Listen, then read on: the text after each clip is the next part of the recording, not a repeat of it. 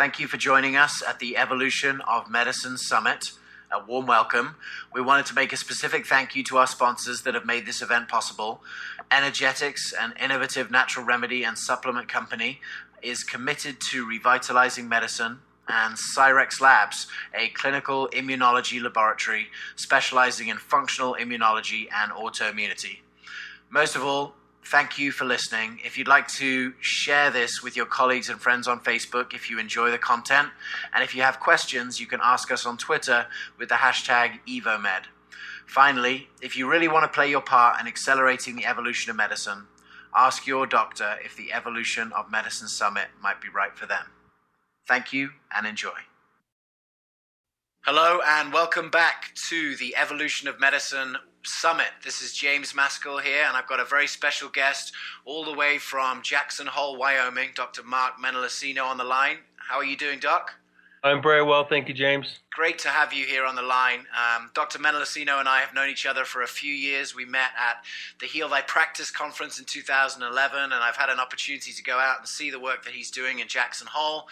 And I just had to have him on this summit because we've been in conversation for the last few years about topics related to the evolution of medicine, and I really wanted an opportunity to share with the world some of what Mark shared with me, because it's been very formative in my understanding of things. So, Mark, one classic theme that's gone through all of these talks has been that everyone really has a really good reason why they're doing what they're doing. And I know that your reason for getting into medicine goes back at least a generation. So do you want to just start by sharing everyone sort of why you're doing this and your journey to getting here? Well, my pleasure, James. And you're absolutely right. As you go to the conferences and you talk to your peers, everyone came to this type of medicine either as a transition from what they were doing in traditional medicine, or they started this from day one, which I was fortunate to do. My father was a psychiatrist that really believed in the way we treated the developmentally disabled was inappropriate in this country, and he led the charge to develop all of the social service programs we use for the developmentally disabled. And I'm the fourth doctor in my family. One of my brothers was a chiropractor, then became an internist. He works at the VA. My sister went to China for 2 years. Now she's a psychiatrist in Manhattan. My other brother's a mainstream internist, works downstairs. We're best friends. We share ideas. But when I was a senior in high school, Dean Ornish showed up in Omaha and said, I'm going to take 100 men who've had heart attacks that are scheduled for bypass surgery, and I'm going to talk them out of it, put them in a lifestyle, nutrition, meditation, exercise program, and I bet they do better. That was a game changer for me. I was a research technician with him. He's now one of my mentors and a good friend. And it showed me at the very beginning that you have to do good medicine, which is why I think internal medicine was good training to be a good diagnostician. But along the way, develop this training and skills for homeopathy, naturopathics, Ayurvedic, Chinese medicine, acupuncture. And I think it's a toolbox. So when someone comes to see you, it's not a one-size-fits-all or a pill for the ill or a potion and a lotion. It's you have a toolbox of tools, and you have a repertoire to discuss alternative therapies that they're doing with other practitioners in a way that doesn't alienate you from either your patient or from the practitioner. And I think this whole idea of functional medicine is really where this is headed towards. Yeah, that's so awesome, and I'm excited because I know you're also the Chief Medical Officer of Neuroscience, and I know you have some background in immunology and so forth. So, it might be surprising to the people who are listening today that we're going to talk about the evolution of endocrinology. Doc, in your opinion, why is it appropriate for someone with a background in internal medicine, immunology, and neuroscience to be talking about the evolution of endocrinology? Well, I think, when you think of endocrinology, you think of conventional medical endocrinology. And when we think of functional endocrinology, it's really something totally different. And there are some commonalities, but it ends up being somewhat mutually exclusive. In medicine, we were taught the René Descartes reductionist models to break everyone down to the smallest parts so we know what single piece to fix and what pill to give them. The other thing that we've done is a disservice to our patients is that these normal ranges are really a population bell-shaped curve that we regress an individual to the mean of a population. And most people don't want to be average in America, because average in America is what, James? It's diabetic and obese. Yeah, very sick, especially in the middle states where you find yourself. Well, you look at the maps of the states.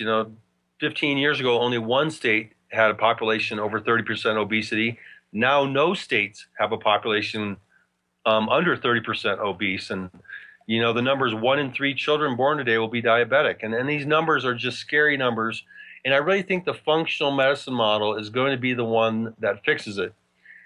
When I sit down with a client, particularly with my female clients, because they are more complicated, their hormone symphony is more of a delicate dance, we talk about this symphony. And it's a hormone symphony of the pituitary gland as a conductor. She talks to the thyroid, the adrenal, the gonadal, which is the ovary or testicles, mediated through the gut. If you get those members of the symphony in harmony and help the conductor to behave, good things happen and people enjoy optimal vitality. And so if you're going to the old-fashioned way of just someone fits the normal range, you check the box and kick them out of their office, even though they're tired, they're depressed, their mood's low, they're cold all the time, they can't lose weight, they're constipated, their gut doesn't work, but their tests are normal. That's why a lot of our clients are frustrated with the conventional medical model, because it doesn't help most people that have a multitude of symptoms. And what's also interesting is the thyroid ranges. Most thyroid labs are still using the old-fashioned range that the clinical endocrinologists have lowered. So there's literally millions of Americans out there with subclinical hypothyroidism that should be treated either functionally, nutritionally, or medically to support their optimal health for thyroid. So that's one of the biggest things I see is inappropriately or inadequately managed thyroid medicine. So these numbers that are being going against, is this just like a new normal? Why are these numbers changing? I see that in quite a lot of, we've had a lot of talks actually that talked about new normals in medicine, which seems a bit scary. What's going on here? Well, I think, again, what we're shooting for is what we just talked about, normal. Normal is probably not good enough. And if you look at our healthcare system, it's obvious we spend the most and we're like 32nd on the list of quality of care. There's just been a bigger movement to really look at people more individually and more optimally. The TSH range used to be 5.0. If your TSH is high, your thyroid's low. There's two separate endocrinology groups. One has said 3.0, one has said 2.5. Now, these aren't the Jackson Hole group of alternative medicine functional doctors that think that these are the new normals. These are the clinical endocrinology specialties. And so, again, I think you're seeing more tighter ranges for some of these normals. And a lot of what you see in lab normals are just not optimal numbers for what clients are looking for optimal health. Yeah. So if we take a step back, the endocrine system is really, it seems to me that it really can't be seen in isolation, just because really the major role of this endocrine system is communication throughout the body, right? And it's communicating with almost every other part of the body. Do you want to just, for those people on the line, that I know we have endocrinologists probably listening, we probably have, medical stakeholders, we probably have patients and so forth. Do you want to just give us sort of a quick outline of just all the different aspects that that endocrinology and the endocrine system interacts with? I'd be happy to. In one summer, I did a presentation at the Society for Neuroscience, as well as the same week at the Society for Psychoneuroimmunology. And this was early in my career, and I saw that there was such a relationship between doing good neuroscience, but also the relationship of the mind-body-spirit was actually technically viable, that there is a discipline of psychoneuroimmunology, that the mind and body work together. Your nervous system is really the matrix of structure. The immune system is your communication system. And your nervous cells, the cells in the brain and the cells in the body, they have receptors and cytokine receptors for the immune chemicals, and your immune cells have receptors for your neurochemicals.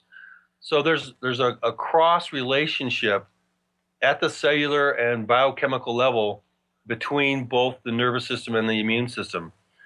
I did a master's in pharmacology and immunology, ran Depression Clinical Trial Center, and I really saw how, if you're depressed, are you really more likely to get sick, more likely to get cancer? Well, we've proved that. And a good example is with heart disease. Once you've had your first heart attack, what's your biggest risk for having a second heart attack? It's not cholesterol like we were taught, and it's not inflammation like we know most heart disease is. It's depression. When you're depressed, you have low heart rate variability. which is a sympathetic parasympathetic abnormality that doesn't have the dynamic response for the parasympathetic and sympathetic nervous system, which then has a whole host of downstream immunological complications and communications. And I really think that that's a great example of where the functional system of neurology and immunology and pharmacology come together. And when you treat those patients with low heart rate variability that are depressed, their heart rate variability gets improved, as well as their depression/dysthymia. Once you realized this was going on, Mark, what steps did you take to really get a handle on how all these things move together? Because there's very few education organizations that are teaching, how to bring all this kind of stuff together at this stage. I mean, I hope after this summit and moving forward, there'll be a lot more and it'll happen all over the world. But I think America's really leading the way with functional medicine. But I know there are other organizations that you've turned to for education in this. There really are. I've been fortunate in that in my career, I was lucky enough to have several mentors. Dean Ornish, George Solomon, who was the father of psychoneuroimmunology, working with Andrew Weil's group. There's a lot of good people out there. And if you're just starting in this, and I would encourage you to find a mentor. By going to the functional medicine conferences, I've had several people ask me to help mentor them. And I'm personally guiding probably a dozen physicians, helping them figure out what tests to order, how to help interpret the tests that they do, and to help them guide their therapy plans as well as their educational plans. I think the Institute of Functional Medicine has done a fantastic job in their modules as well as their annual conference.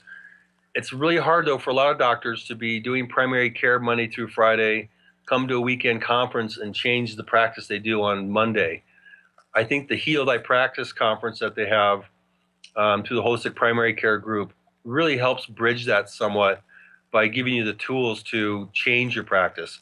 It's very difficult in America to be a traditional insurance Medicare provider and then on Monday become a functional medicine doctor.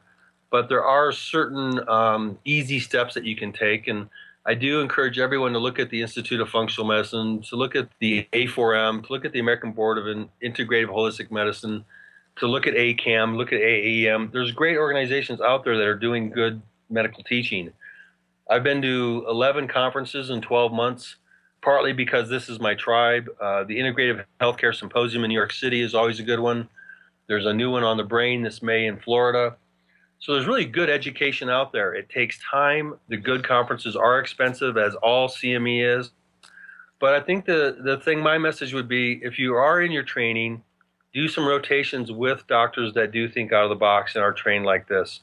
You can go onto these organizations' websites, and actually patients can find practitioners in their zip code and in their state. That's how we're getting the patients and the practitioners connected. But there needs to be a better model of bringing patients and practitioners together. And I think that's something that I hear when you speak, James, about the new model of you seeing connecting patients and certified practitioners, that we need to have good people doing good work and allowing easier access for patients to achieve that. Yeah, well, we're sort of we're getting there. Thanks for sharing that, because I know there are a lot of doctors on and who are probably interested in what they're hearing, but they just don't know where to go with this next.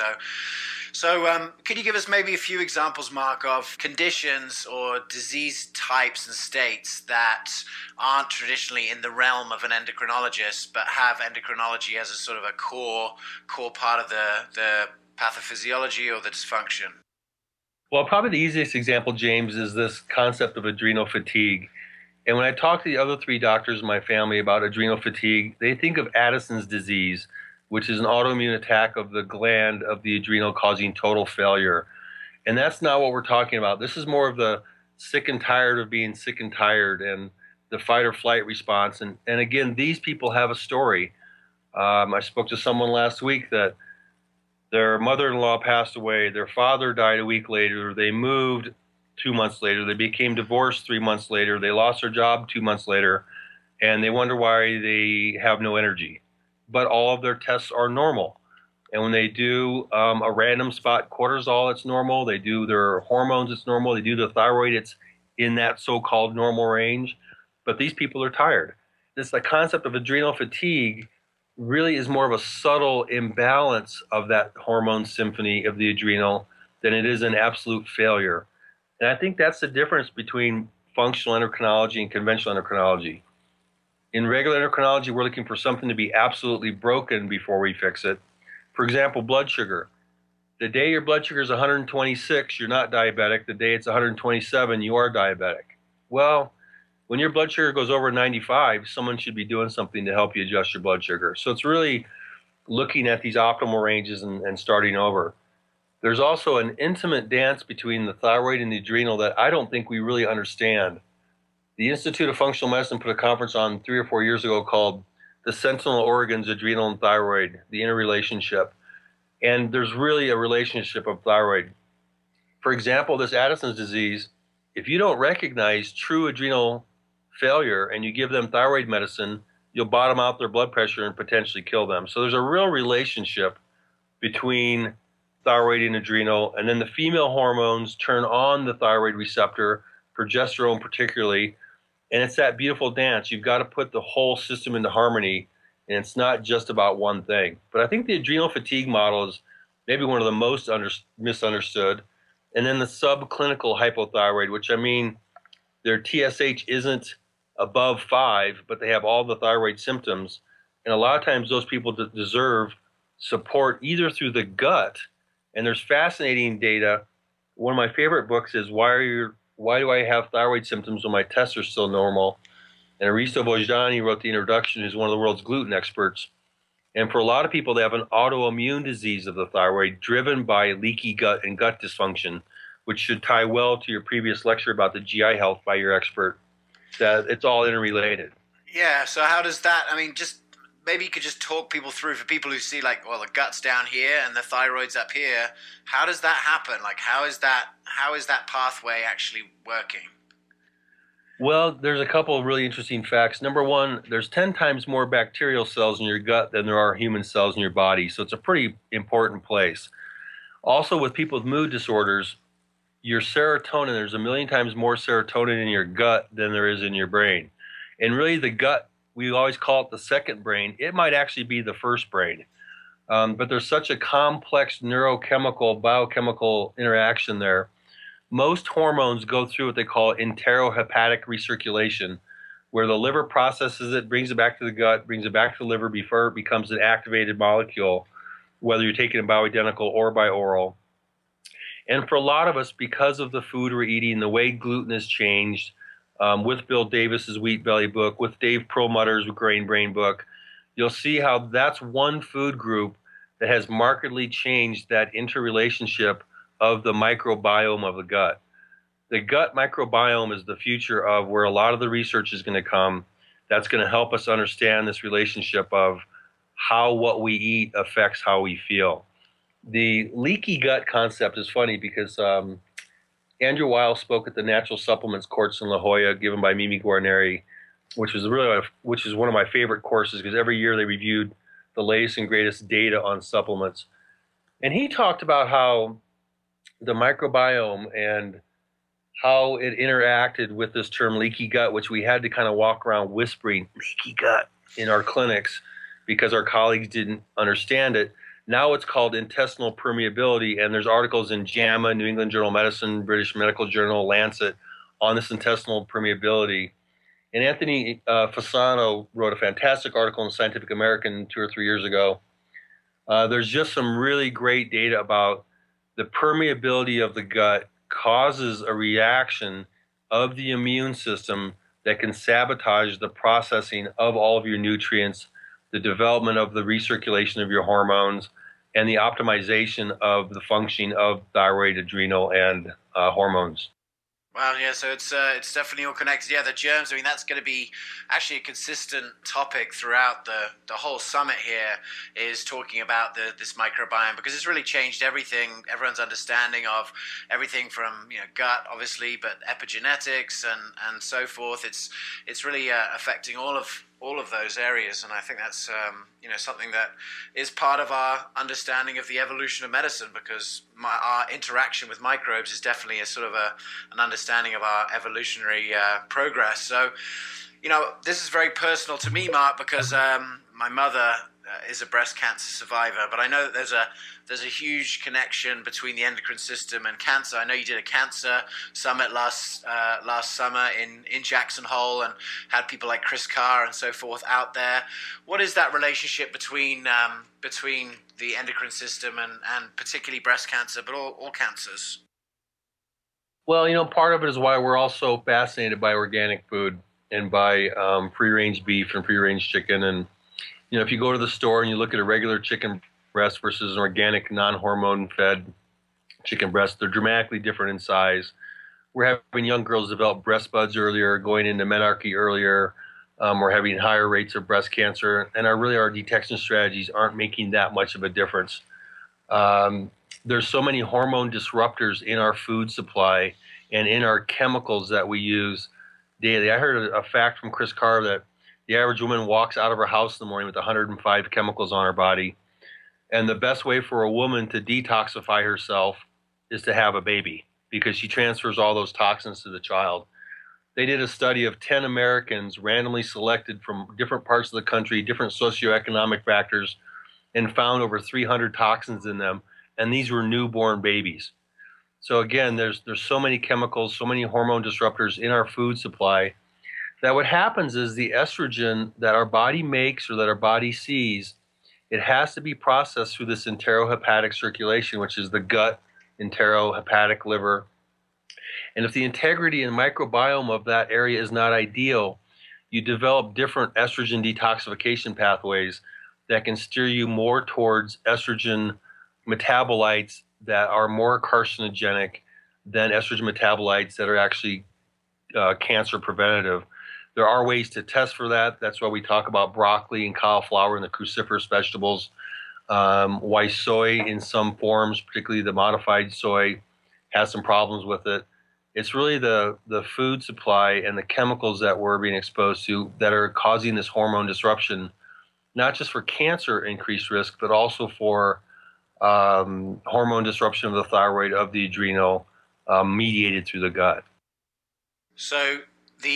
So essentially, is that the body is producing then too much estrogen as a result of all these foods and plastics and pesticides and toxins and so forth, and there's just too much estrogen floating around and not getting broken down by the liver? Well, it's two things, James. One is, what did I say the average American is? Obese. Yep. And what does body fat do? It's an estrogen factory. And so again, you're making extra estrogen if you've got extra body fat on. And then if you've got a dysfunctional gut and liver relationship, you'll take that estrogen as your body breaks it down, and you'll make more carcinogenic forms and metabolites of the estrogen. You combine that with a food supply and a chemical supply that's full of hormone disruptors, particularly estrogen modifiers, and it markedly increases not only our exposure of estrogen to the cells, but also the types of estrogen that our cells see and the circulation of it for the excretion of our bad hormones. Okay. So you said the best way to detox is to have a baby. I know that's sort of tongue-in-cheek and sort of a horrible thought. It's a very scary thought, and I hope that doesn't offend people, but this is actually a well-known fact that the mom transfers a lot of toxins to the baby during pregnancy and during breastfeeding. I still encourage breastfeeding because of the immune protection, but it's more of a sign of our relationship to our environment right now. The number of chemicals we're adding every year to our environment is amazing. The skincare products is a separate topic, and Chris Carr talks a lot about that.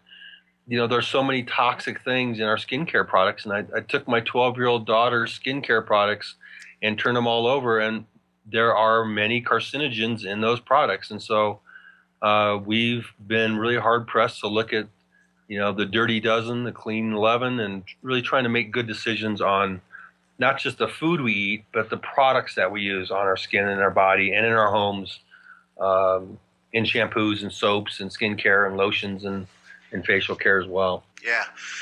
Well, that's a big part. So let's just say now we're getting into, yeah, I mean, I completely agree with you. I read this amazing book actually when my wife was pregnant called Having Faith, which was by Sandra Steingraber, who it's sort of like an ecologist's view of motherhood, and she was talking about sort of like the ecology of the womb essentially, and you know how the womb is an ecology of sort of n equals 1, but there are all of these factors that are coming in there. And it was one of those kind of books which is, you know, very captivating and very interesting, but sort of one of those books that you can't read more than a chapter at a time because you just want to lash out and someone for, you know, for what we're doing to, you know, to these next generations. But you know, looking forward, Mark, and looking at the evolution of medicine, it obviously makes sense to me from what you're saying is that we need to, first of all, not purchase so many chemicals. I mean, there's certainly toxins that you come across that you can't really do anything about, those that you breathe in or otherwise.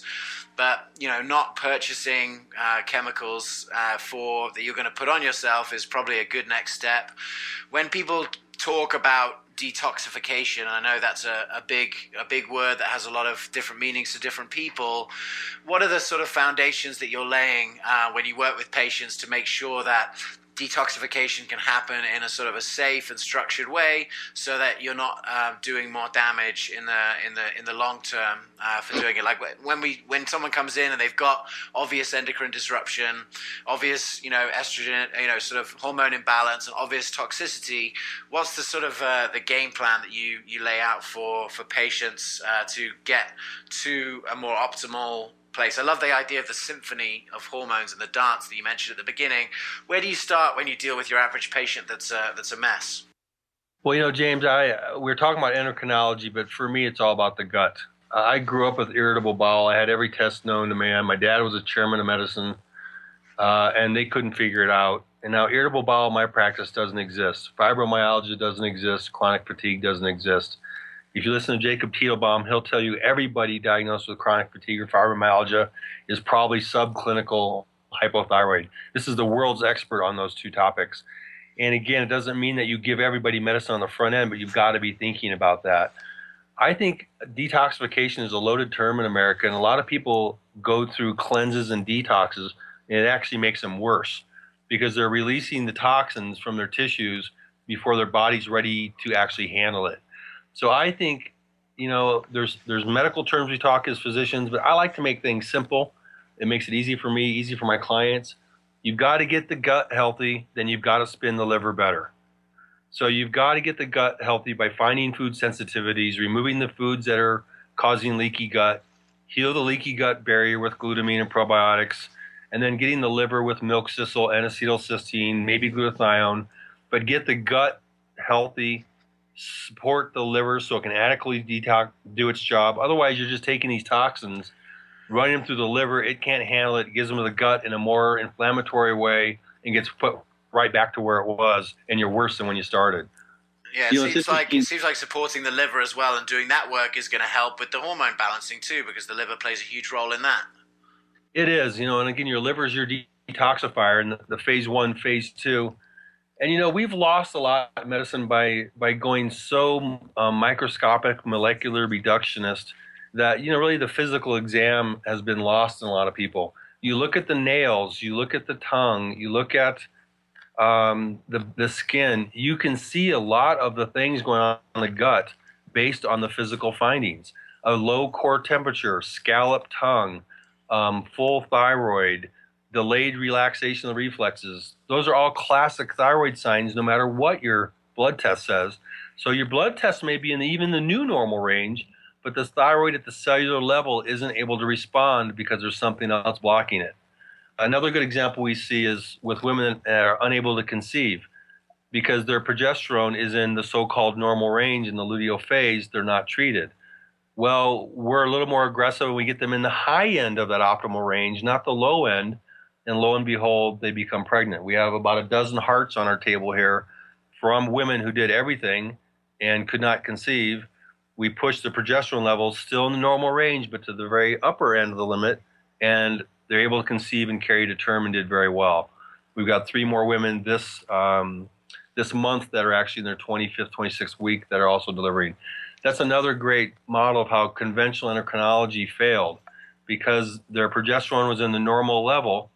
And another great pearl for the docs out there and clients is, I like the Grand Canyon analogy. If you look at the normal range for thyroid, my lab is 0.5 to 5.0. It's like the Grand Canyon. Now, if you're standing on the south rim of the Grand Canyon or the north rim of the Grand Canyon, you're technically still in the Grand Canyon. But isn't your view a little bit different? Yeah. So where's your view the best? Where on that spectrum, where on that bell-shaped curve of a population average is your view the best? For some people, it is the middle. For some people with anxiety, it's a little lower. For most people, it's in the top 10 to 15%. And it's the same for testosterone therapy, the same for progesterone therapy. I'm using less estrogen over time because of all the estrogen in our environment. I like indole 3-carbinol, DIM, to try to help detoxify for estrogen. We're testing levels. I can't tell you how many people come in here on hormone therapy and don't get tested. Yeah. It's the same as if you were to have thyroid medicine and never get your thyroid checked. I just don't really understand that. So I don't believe in excessive testing, but I believe in optimal monitoring. And there's set algorithms from things like the Institute of Functional Medicine, the A4M, that have these tried and true safe algorithms so you can be on these type of therapies and have them monitored appropriately. Yeah. Well, you mentioned one thing there, which I think has been another big theme of this summit, is individualized medicine. Do you want to just go into that a little bit about how that fits, particularly with endocrinology? Because I just feel like the normal range. When you say normal range, what that sort of says to me is that, you know, in the past medicine, in sort of reductionist driven medicine, what we're really looking for most people, and when we look for drugs or we look for other things, is what one intervention can we do on all of these people that's going to get the most people to a better health state. And I think that part of this evolution of medicine that we're seeing is like, you know, everyone's different and we need to treat everyone differently. There's obviously principles and physiology and so forth. And I think one of the key things about functional medicine is this understanding of systems biology, but coming back, you know, and everything interacting with each other. But let's look at individualized medicine and why you feel like that's so important, because it just feels like that's another trend that we're seeing in this evolution of medicine, is a shift away from trying to find the thing that's best for the biggest part of the population, because no one really represents that average, and just looking at individualized medicine. What's your take on that, Mark? Well, I think, you know, these are really pertinent points with what's happening in the healthcare system. And really, we're talking about two types of things. Allopathic is a medicine that you're used to getting from your regular doctor. And when you have acute illness, allopathic medicine is really quite good for that. If you have a severe life-threatening pneumonia, then you need antibiotics. And the way I think about antibiotics is the antibiotic doesn't kill the bug. Your immune system doesn't. The antibiotic just lowers the threshold enough for your immune system to do its job. And so thinking about people that way, but when you're critically ill, acute care medicine works very well. The problem with America is that we're full of chronic illness, and the acute care model fails people with chronic illness. And I can't tell you how many people come in here and I ask them their energy level, and they'll say, yeah, I live at about a 4 or 5. And they're okay with that. And it shocks me because they felt that way for a long time. And I'll hear a lot of people say, well, you know, I'm 55, I'm just getting older, and I guess that's just what happens. And, you know, I live in Jackson Hole. We have at least 11 Olympians here. We have people who are 70 years old who can out-ski me and can outrun me. So I know firsthand that age is not a barrier. And I like to tell people you're not your chronological age. The piece of paper may say 65, but why can't we have you physiologically at 55? And myself personally, I don't want to live to 120, but I want to ski with my kids when I'm 80. It's about your functional status. And we're taught in medicine that you hit your peak at 50 and it's a slow decline to the nursing home. Well, I like the square curve theory. Let's get to your best this year, and let's work together, hand in hand, to keep you on that flat curve until your very last day. And so I think we're taught that we're not supposed to have optimal vitality as we age. We're supposed to age and get tired and let this go down. But what's beautiful in America right now is that We have a very educated population that gets this, and they're challenging their doctors. They're looking for people like us that help them to achieve that vitality. And once they achieve it, their spouse sees it. I can't tell you how many times husband or wife comes in, we get them dialed in, and their wife shows up a month later because they want some too. Or their brother does, or their neighbor does, or their best friend does. And it's spreading like wildfire. You don't really have to advertise this kind of medicine because your clients are your walking advertisement. Yeah. They feel better, they look better, and they share that with their friends because everybody wants that now. And there's a unique way to deliver it, and there's ways to learn how to do it and to shift the way to do it. That's such a good point.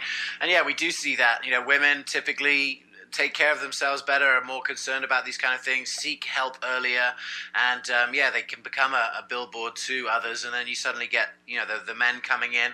Let's talk a little bit about men's health, because I know it's slightly different, and I know one of the big things, obviously, that when you think about men's endocrine health, the number one thing you probably think of is Viagra commercials.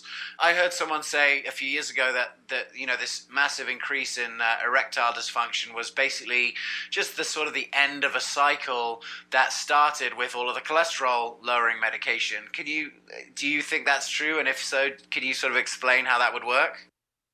Well, I'm a simple guy. I like to use visual aids with my practice. And one thing I show people is the cholesterol molecule, which is a double carbon ring that makes testosterone. One of my favorite stories, a gentleman came to see me and he said, "Oh, my doctor says I've got the lowest cholesterol he's ever seen." And I said, "Gosh, I bet you have very low testosterone." He said, "Funny you should say that." He said, "I had the lowest testosterone he's ever seen too." So we know that cholesterol makes testosterone, and the number I've seen, it's 140. Some people say 160. If you have a cholesterol under 160, you can't make your hormones because you need that double carbon ring building block as a steroid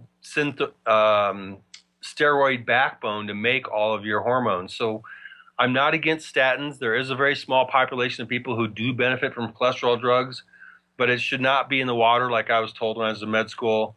The data looks like it doesn't work very well for women, particularly postmenopausal women. I refer you to Stephen Sinatra's Cholesterol Myth book. We know it's about inflammation, not about cholesterol.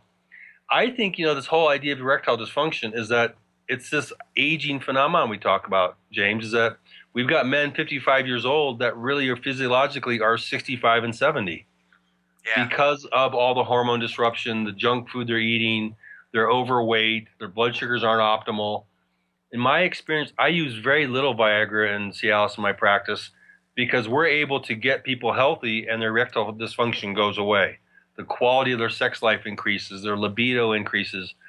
But again, I'm just consistently shocked how many people just accept that I'm, 55 years old and, sex really isn't a big part of my life. I'm not that passionate about it and it doesn't really work very well when I do it. And they're 55 years old. And they think that's the norm because that may be the new norm. But again, I think you're going to see this flip. And there's a lot of smart, educated people. I hope most of them are listening now. And this is going to spread like wildfire.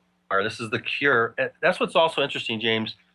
When we fix the gut, fix the liver, optimize the hormones, people will say, yeah, well, the fatigue I came in is better, but I'm also sleeping better and my migraines are gone and my asthma's better and I'm happier and I've got more energy at work and I'm more in love with my wife and I'm exercising more and all these other good things happen, but you're really fixing just one thing in that functional model because it's all so systems related.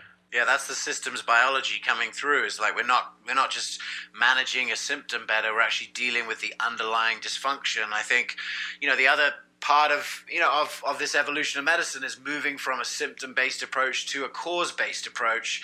You've mentioned the gut, you've mentioned the microbiome, you've mentioned toxicity, you've mentioned diet. One of the other ones that we talk about, those are the three, and stress obviously is another one. Do you want to just talk a little bit about, you talked about psychoneuroimmunology earlier. I know that's a big effect on the endocrine system. Do you want to just talk a little bit about stress and how that sort of filters through to affect the endocrine system and everything else? Yeah, there's been some great studies done, some by Dr. Orner, some by Dr. Vogel, that looked at stress. And what I tell my patients is I say, stress is actually a good thing. If we didn't have stress, we'd still be a single-cell amoeba swimming in that pool of muck. Stress is what gets you out of bed in the morning. It's what wakes you up. It's what motivates you. But you have to have stress that's a passion not stress that's a poison. And we always thought type A people were bad. And I heard the story that the type A story came from an upholsterer in a cardiologist's office. He noticed that the arms of the chairs, he was having to reupholster 5 times more often than he was the OB doctor down the hall. And that's where this term was actually coined. But it's the type A stress people that are hostile and are angry and unable to express it. So being stressed by itself may not be such a bad thing, but it's how you manage your stress. A great example is here in Jackson Hole. We're blessed with great snow, the best in America this year, but there's ice on the ground. And there'll be a day where it'll snow and all the trees are covered. It's beautiful, but there's some ice, and one woman will walk in and go, "Oh my gosh, look how beautiful the mountains look, like how beautiful the trees are. I love it when it snows." The next person will walk in and go, "Oh, I'm so scared I'm going to fall and break my neck on the ice." So the same external stressor has 2 totally different internal outcomes. And so I think it's really about how you manage your stress, whether you do guided imagery, deep breathing. The yoga movement has probably been the most beneficial thing of anything in health in America. Yeah. I tell all my patients to at least try it. And so I think, that whole mind-body paradigm, I love the work of heart math with the heart rate variability. It's an easy way to do biofeedback and to regulate your parasympathetic, sympathetic balance. There's little portable things you can do, even simple deep breathing. I teach every single one of my patients how to breathe. And I have them put their hand on their belly, tell them to take a deep breath. They all raise their shoulders. And I say, no, take a deep breath and push your belly out. It's the first time they've ever belly breathed in their life. And I have them do it 3 times with each meal and practice. And whenever you have one of those phone calls or those conversations or anything that raises that stress level, go right into your deep breathing, do 3 deep belly breaths, and you'll find it just gets easier and easier. But I think stress really chews up those hormones. And, I do tests on people, but I've been doing this long enough. And one thing I would caution the physicians and the clients out there is there's a lot of people doing the work that I'm doing that were in the ER or in the OR or were OBGYNs a week ago and went to a conference and learned how to do bioidentical hormone therapy over the weekend and are now prescribing you hormones. I'm not sure that that's the best medicine. Even though it's great that they're making a transition, I'm fortunate that I saw this from day one before I even went to medical school, did the dual masters, worked in PhD academics, and have gone to all these conferences. I'm triple board certified. I've done my homework. I think if you can find more and more people who are certified through the Institute of Functional Medicine, through the A4M, they've done their homework and they're not just someone who hung up a new shingle to try to reinvent themselves. So there's a lot of not so great hormone therapy going on out there by people who don't really understand it, and they're relying on compounding pharmacists to prescribe it. And I think the compounding pharmacists with that group in general is very, very good. But again, I just kind of caution the physicians and the clients out there, find someone who's done this, that's had one of the certifications, that's done their homework. Because I see a lot of people who are really overdosed on their hormones that really don't need to be on as much as they are on. Well, I'm even seeing now on like the subway in New York or everywhere ads for people saying, "Have you been prescribed testosterone? Have you, done this, done that? You might be eligible for for a lawsuit or whatever." So I think some people are realizing that, that this is obviously coming to the boil, at least in the attention of the, of the masses. So I definitely appreciate you sharing that, and it's a tough situation because obviously, what we're going from one paradigm to a completely different paradigm, and there's obviously going to be some stretch marks in that movement. But it's exciting to see that doctors are sort of getting it. But I definitely have to agree with you that if you just understood the systems biology angle really, really well, it would help you to understand all of the other parts. Whereas if you're just trying to do basically allopathic medicine with the tools of natural medicine, whether it be bioidentical hormones or herbs or nutrition or whatever, and you're just doing the same, understanding everything in the same paradigm, but just using a different tool, it seems like that's not really going to get us there in the same way. So it's really a fundamental re-education, isn't it, to, for doctors to understand the body through this different lens. Yeah, it is. One of my favorite sayings is that all the internal medicine doctors think that people have reflux because they have too much acid and give them the little purple pill. all of the natural doctors think that they have too little acid and give them all betaine hydrochloric acid. Well, they're both wrong, because not everybody has the same thing. You've got to personalize it for that, and it really approaches that systems. You know, it's interesting you mentioned all the testosterone ads. There are all kinds of things over the TV about natural aids for hormones. They're all bogus. I haven't seen anything that really works. So I caution everybody not to use those. There's a big concern right now about testosterone and heart disease, a heart attack. And there was a VA study that was really poorly done, I thought. The age range was 18 to 64. They weren't following red cell mass counts. But if you're following hormone therapy based on the guidelines from one of the certified institutions, you really are doing safe therapy for people. And I train as an internist because I wanted to be able to quote the latest Jupiter, Crestor, double-blind, placebo-controlled, multi-center international clinical trial. And I've kind of walked away thinking a lot of these clinical trials may not be so evidence-based. And Marcia Angel, who's a former editor of the New England Journal of Medicine, came out 2 years ago and said, you pretty much can't trust most of what you read in the medical journals because of the bias. So I do think you want to practice evidence-based medicine, but I don't think you can plant your flag too high in any one hill. That was a quote one of my mentors gave me when I first started, and I call myself an open-minded skeptic. I don't believe in alternative medicine. I don't think alternative medicine works. That's the stuff you reach for when nothing else works. I believe in this functional, complementary, integrative combination. Do good medicine first, but look at all the other options that you can personalize to the unique individual. The thyroid is a great example. There's a big controversy about whether it's appropriate to let the TSH go below normal. Because when you use Armour thyroid or compounded thyroid or anything with T3 in it, a lot of times the T4 and T3, which are your active numbers, and you've got to follow the free form of it, not the total, they will look normal, but the TSH will be a little bit low. And we were taught that that's an osteoporosis and an atrial fib risk. Well, that data came from cancer patients that were markedly suppressed. A recent study shows that may not so much be true. No endocrinologist wants to see a TSH low, so they'll cut the dose in half of what the patient's on. The patient will feel horrible, but their TSH will come back into the so-called normal range. So I think that's one of those controversies in medicine we're not really sure of. I personally think that if you have the TSH too low, then you're missing something else. So I think you do aggressively treat people with thyroid that benefit from it, but I think you want to be cautious not to overtreat them. And if you are to the point of suppression of the TSH, then you're missing the adrenal or progesterone or the gut or one of the other parts of the symphony. And that's just a little pro for the physicians out there. And I know that'll be a little controversial because a lot of people don't even look at the TSH anymore in natural medicine. But if your TSH is low, your TRH is low. So your pituitary and your hypothalamus are both a little bit out of balance, and the conductor of the symphony may be a little confused. Well, we can't have that, can we? There's nothing. We can't. No, you're not making good music if the conductor's confused. So, Mark, let's just take a step back now and look at sort of the future of what you'd like to see. What would you say is your finest and highest wish or goal for this evolution of medicine? Like, if you were to look back in 10 years and see, you know, medicine changing, what would you like to see? Not what you think. I mean, take off your realist hat for a moment here and just maybe put on the the rose tinted glasses and say, looking forward, what would you really like to see as far as medicine moving forward in the next few years here? I'd like to see chronic illness wiped off the face of the earth.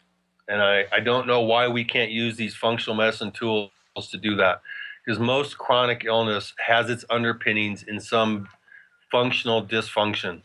And the tools and the knowledge are out there to find those and reverse it. You look what Mark Hyman did with the Saddleback Church and his blood sugar solution and the lives he changed just by changing how they interacted, how they exercised, and what they ate. Huge amounts of weight loss, reversing diabetes. And again, those people, yes, they lost 20, 30, 60, 80 pounds, but their asthma went away, their insomnia went away, their relationships improved, their joint pain went away. So again, a lot of this is tied to that. My other dream is that we get more than 10 minutes of nutrition in med school disguised as scurvy and rickets. And I think we're starting to see that. We're starting to see nutrition and functional medicine and integrated medicine being taught in the mainstream medical schools. And I think if we can bring it side by side, like I said, for acute care medicine works really well. but it's about the chronic illness that the acute care medicine model not only fails, but it's brain corrupting us. I hope that we can have the least spent per person in the world on medicine and have the best healthcare in medicine, like the Chinese doctors. They're successful when their patients aren't sick, not when they are sick.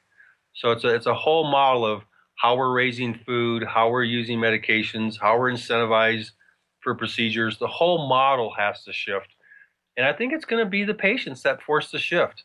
Do you really want to wait 2 hours to see your doctor for 4 minutes to get another prescription?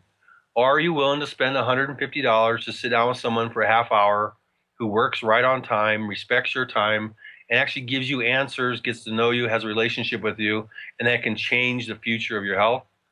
I think you're going to find more people are willing to do that. And it's going to change the whole insurance model for this. Yeah. Yeah, that's another thing that came up a couple of times is for people to vote with their feet, vote with their dollars and vote with their feet. It's amazing how many people will sort of tell you that they, disapprove of this or they don't like this. I mean, you see that with like a lot of people make fun of McDonald's, for instance, but they're still serving billions of hamburgers every year. So, it seems like in medicine, one of the themes that we're seeing is, doctors saying to patients, well, hey, I'm going to kick you out of my clinic if you don't do this, if you don't do that. I just see it the other way. Like if the patient's in control of the process and they, they're in control of like who they're going to see, have some standards for the kind of interaction you want to have, and then vote with your feet if it doesn't work. I think that doctors who aren't getting the patient flow are going to start looking to, to see how they can offer better service and offer to add more value. And it seems like that could be a pretty successful driver of change. Yeah, and I think there's two other pearls I'd love to share with you, James, and to our friends listening. One is vote with your feet, but also vote with your fork. Why is a 2-liter bottle of soda pop 99 cents, but a bushel of organic broccoli is $5? That's just wrong. I mean, that's at a fundamental level. So voting with your fork when you're able to makes sense. The other thing is in medical school, they taught us to motivate our patients by fear and guilt. If you don't do this, that will happen. Well, that's not a good motivator. I think what our job is as the new generation of physicians, let me provide you with information to empower you with knowledge, to encourage you and help you to change your behavior. That's really at the core of what functional medicine does. It gives you new tools, to give you new information, to provide you with knowledge, to help you and coach you and walk with you to change your behavior to get healthier outcomes. That is a massive theme, actually, of the whole summit, is that empowerment movement. And yeah, it's so true that guilt and fear and shame only works in an acute care model, really. In this chronic model, you're more likely to start feeling depressed, and we know where that's going to get you, right? Absolutely, absolutely. Yeah. So, what are some of the strategies that you have used with patients to shift that? Because they're probably being told off by their doctor. We have this sort of patriarchal medical system where like the doctor's like your dad and tells you off if you've been naughty. It seems like that's definitely on the way out. You said standing hand by hand, walking side by side with people. What does that look like clinically? Because you're an MD, you're a physician, you're working in a clinical setting. What does that look like for your patients? What difference would patients notice if they came to see you compared to someone in doing conventional endocrinology or internal medicine? Well, it's interesting you say that. One of my clients saw an endocrinologist, and the endocrinologist didn't even make eye contact during their 10-minute conversation. They didn't touch them, and they didn't make eye contact. The comment I hear the most from my clients is that I listen. The studies say that the average doctor interrupts the patient within 7 seconds of them talking. My job is I tell people when we start, tell me your story. Let me learn about you. And I sit back and listen. Sometimes it's 5 minutes, sometimes it's a half an hour. But so many people have never been heard, particularly the female patients, and trying to connect. Ask about their family life, their passions, what's important to them. And it's a lot like sales. To sell someone a microwave, you've got to know why they want it. It's a hot button. Well, what's your hot button, James? It's your daughter. What's my hot button? It's my kids. It's what's your hot button that I can help stir with you and empower you with that you'll help make the change, not sit in a big chair and point at you and tell you what to do. Yeah. And that's another real pearl is, I think William Osler, one of the famous doctors, said, shut up and listen, and your patient will tell you what's wrong with them and how to fix it. Do you think that's true? Do you think most people sort of know what the core starting point of their dysfunction is? If you take enough time and you listen, you ask the right questions? Well, in functional medicine, we have a timeline that we go back to the very beginning and look at the antecedents, the triggers, and the mediators to see when this started and what might have triggered it. A lot of times I'll kind of at the end of our session say, what do you think is going on? I know you've done your homework, and most people come in with a big pile of stuff and they've been on the internet. They're pretty smart. They've looked at a lot of things. And a lot of times they'll know. A lot of women come in and they go, I know I have a thyroid problem. I've seen 5 doctors. They tell me I'm fine. And I'll examine them. We'll hear the story and go, you know what? I think you have a thyroid problem. I think you've been right this whole time. We treat them. Their world changes. And, again, so a lot of times my patient's intuition, particularly a woman's intuition, is the smartest person in the room. And you always should listen to that intuition, your own as well as your patient's, and you'll never go wrong. That's so good. That's so important. I've heard a number of doctors say over time that what you're really talking about there is love. You're talking about communicating that, and the best thing that you can do to love someone is to listen to them. And it sounds like that's what you're talking about. I think you're right, and I think Dean Ornish says the most powerful thing he has in his toolbox is the power of love. That's why the group support with the Saddleback Church, the group support in his reversing heart disease, was probably the most powerful thing there. It wasn't the broccoli, it wasn't the walking, it was that support. That's why women live longer. They have more social support than men do, and that's been proven. So I think the power of love is underappreciated and not as easily dispensed. And if your patients know that you truly care about them, they will get better. Well, that sounds like that's definitely a warming and exciting message for the future of medicine, because we're all capable of doing that. It's free, it's easy, and everyone knows how to do it. And I heard a guy from TED Med talk about wealth, WELLTH, this sort of value that's in this community, that's from the community, that the help that you're getting from other people in your community, that is really the value that comes through that. And one part of it is the doctor-patient relationship. Other part is the patient-to-patient, the peer relationships. But I think if we could focus on that, I think we'd make a lot of progress really quickly. Mark, I really want to thank you for your time today. I think we've covered a lot of ground today. We've been through conventional endocrinology, the new understanding of endocrinology. We've looked at the relationship with the gut. We've looked at men and women. We've looked at stress. We've looked at toxicity. One of the things that you've really helped me to do, and I just want to sort of honor your process, my business, Revive Primary Care, we've focused on educating patients about these 4 causes of chronic disease, that are in the bounds of patients to take care of. We mentioned diet, stress, toxicity, and sort of bugs and the microbiome. These are things that patients can really take care of, and it's so much of my journey has been learning from you and other people who have really outlined sort of some of the simple truths that underlie this format of medicine. And I just want to appreciate you for the work that you do and the impact that you've had on my life thus far. And I know that, look, we're just getting started. And I hope that by the time we come back for Evolution of Medicine number 2 next year, we will have seen some of the shifts that you're talking about and some acceleration of this evolution of medicine. It's been great to have you here today. I really appreciate your time. Any last thoughts you'd like to share with the world before we close out here? Well, I started talking about my father and his passion for medicine, and he gave it to all of us. He would come home from these long 12 and 14-hour days energized. And my kids see the same thing with me. I come home from my job energized because I get excited and passionate about my relationships with my patients. You don't see that with other physicians that are doing regular primary care.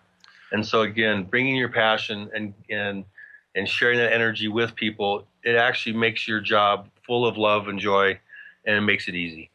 And I really honor you for what you're doing. I think spreading this message, and you will see this transition happening, and next year will be even bigger and bigger.